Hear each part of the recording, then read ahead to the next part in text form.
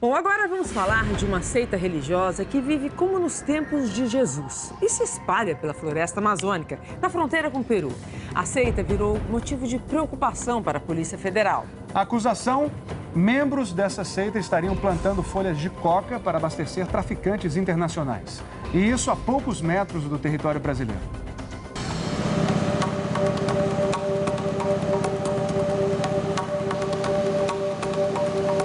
O dia ainda nem raiou e elas já circulam pela cidade. São mulheres com véus e roupas longas. Os homens são proibidos de cortar os cabelos e a barba. Usam túnicas de cetim até os pés e mantos coloridos sobre os ombros. No meio da floresta, se vestem como há 2000 anos, na época de Cristo. São conhecidos como israelitas e fazem parte da Emimpu, Associação Evangélica da Missão Israelita do Novo Pacto Universal, que foi criada na década de 60 por Ezequiel Gamonal. Ele teria recebido de Deus os 10 mandamentos, assim como o profeta Moisés. Gamonal também ficou com a missão de enviar homens e mulheres para ocuparem a região que fica na fronteira do Brasil com o Peru e Colômbia, ao longo do rio Javari. Nos últimos 15 anos, mais de 6.000 pessoas migraram dos Andes peruanos para a selva amazônica. Estamos navegando pelo rio Javari, um marco natural da fronteira. Desse lado aqui é Brasil, onde fica a terra indígena Vale do Javari. Desse outro é Peru. Nos 1.800 quilômetros que separam os dois países, existem 17 comunidades aí do lado peruano. 15 delas exclusivamente de israelitas do Novo Pacto, segundo a Polícia Federal. Em Tabatinga, no estado do Amazonas, há 2 igrejas. A brasileira Ana Maria Adão, casada com um peruano, frequenta os cultos. Ela explica como as mulheres israelitas devem se comportar. Tem que obedecer ao marido, primeiramente é Deus, segundo o marido, porque o marido é a cabeça da mulher.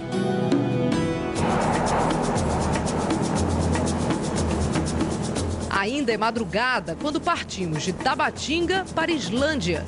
Nesta pequena cidade peruana erguida sobre palafitas, os seguidores da seita israelita vivem de pequenos comércios. José Córdoba é um deles. Nasceu nos Andes e chegou à região em meados dos anos 90. Antes de nos convidar para um culto, ele conta que o Peru é a terra prometida. Por isso, um lugar escolhido para a segunda vinda de Jesus à terra. Que país do mundo, que povo do mundo venera o sol? Era o Império Incaico. O Império Inca, o país do sol. Com a roupa de gala usada aos sábados, nosso anfitrião nos recebe na porta do templo, enquanto famílias chegam para a cerimônia. Buenos dias, como estão? Incensos são queimados e há muita cantoria, incluindo até o hino do Peru. Pueblo de Israel, atenção! Que a los siglos anuncie el esfuerzo. Os rituais de adoração duram o dia todo. No templo, os homens ficam de um lado e as mulheres de outro. Ajoelhados, reverenciam os 10 mandamentos representados no altar através de cartazes. Para os israelitas do Novo Pacto, todas as Bíblias são iguais. O que muda é a interpretação dada pelo homem. E para eles, Jesus já está entre nós. E é peruano. Um dos chefes da seita explica que a autoridade máxima atual, Ezequiel Jonas Molina, é Jesus Cristo, que hoje está na Terra. Eu argumento então que Ezequiel Gamonal, fundador da seita, morreu no ano de 2000. Gustavo responde que o Espírito de Deus, agora está no filho dele, Ezequiel Jonas Molina. O filho teria herdado a divindade do pai, conhecido como El Barón ou El Maestro, e vive nesta casa em Lima, na capital peruana, ao lado da sede mundial da seita. A seita, que nasceu no Peru, se espalhou em outros 8 países da América do Sul, 4 da América Central, Estados Unidos e Espanha. No Brasil, a sede principal fica em São Paulo. Nela, 60 peruanos e bolivianos frequentam os cultos aos sábados. Apesar de se apresentar como israelita, a seita não tem relação com o judaísmo.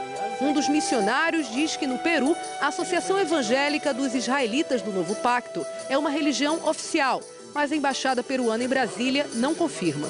Lideranças evangélicas dizem que os israelitas do Novo Pacto também não são reconhecidos pelo Conselho Nacional de Pastores.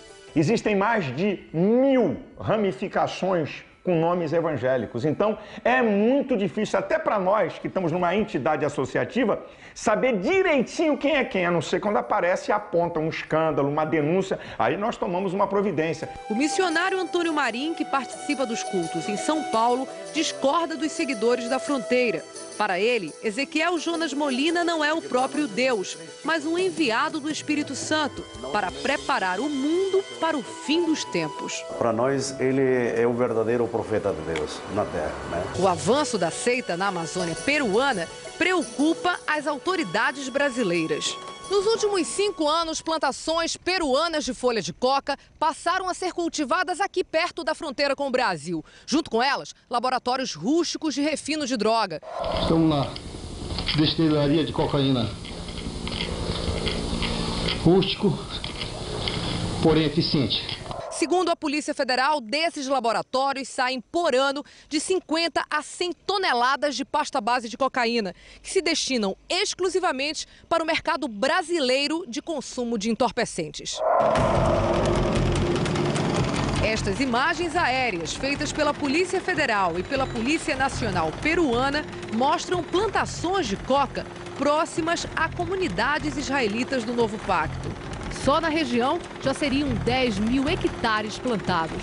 Investigações da Polícia Federal apontam para o elo de alguns seguidores com o plantio. Não há como a gente dissociar essa seita e os seus integrantes que moram naquela região da produção, do plantio e da colheita das folhas de coca. Então, realmente, a gente deduz com muita segurança que aquelas famílias hoje vivem do plantio de coca, infelizmente. No meio da mata, descobriram um laboratório feito de madeira e lona. Os traficantes fugiram. No local, havia tanques forrados com plásticos cheios de gasolina para produzir a pasta base. Os policiais ainda encontraram 9 quilos de cocaína prontos para o consumo. O laboratório foi destruído.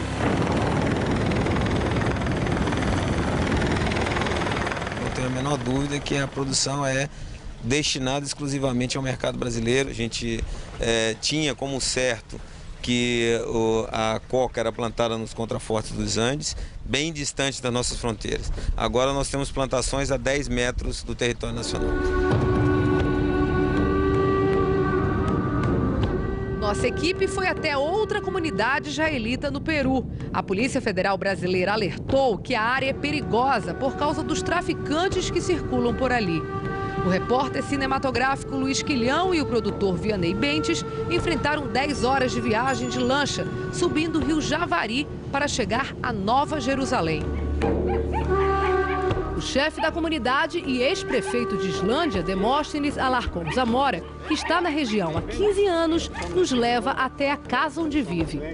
Orgulhoso, aponta fotos da cerimônia do casamento dele, vestido com a Santa Túnica. Igual a do tempo de Jesus. Ele faz questão de mostrar a vila. Passamos por casas simples. O chefe explica que enquanto os maridos estão trabalhando na lavoura, as mulheres só aparecem quando são chamadas. A comunidade vive da agricultura. Plantam hortaliças, vários tipos de frutas, principalmente abacaxi, para vender também na fronteira com o Brasil. Em uma área com entrada proibida, são feitos os sacrifícios de búfalos e cordeiros. O ritual ocorre em datas especiais, como a Páscoa e Pentecostes. Questionado sobre o envolvimento de israelitas na plantação de coca, Demóstenes não nega e reconhece que existem ovelhas desgarradas. E nesse caso, segundo ele, a polícia é acionada. Gostaria de esclarecer para a Globo Brasil: israelita não participa da plantação de coca. Alguns podem ter cabelo grande e barba. Mas é só aparência. Não são israelitas de coração. Nos últimos 7 anos, o cultivo da coca na fronteira peruana com cidades brasileiras teve um aumento de 300%. Esse ano, a Polícia Federal do Amazonas apreendeu, até agora, 1,8 toneladas de cocaína.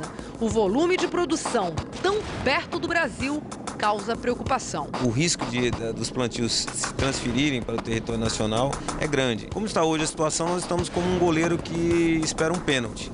É óbvio que vai entrar muito mais do que a gente vai conseguir defender.